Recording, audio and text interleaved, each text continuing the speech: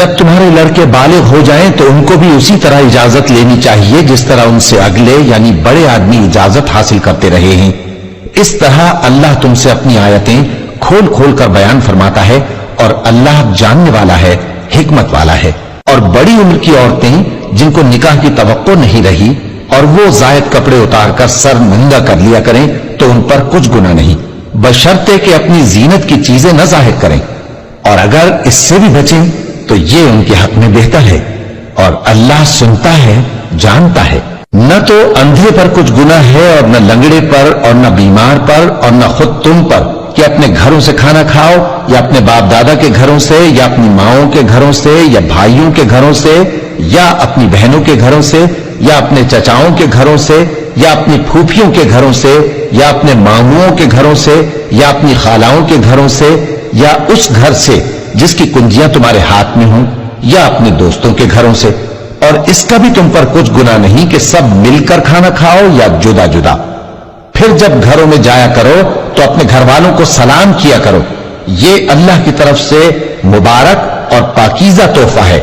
اس طرح اللہ اپنی آیتیں کھول کھول کر بیان فرماتا ہے تاکہ تم سمجھو۔ مومن تو وہ ہیں جو اللہ پر اور اس کے رسول پر ایمان لائے، اور جب کبھی ایسے کام کے لیے جو جمع ہو کر کرنے کا ہو پیغمبر کے پاس جمع ہو تو ان سے اجازت لیے بغیر چلے نہیں جاتے۔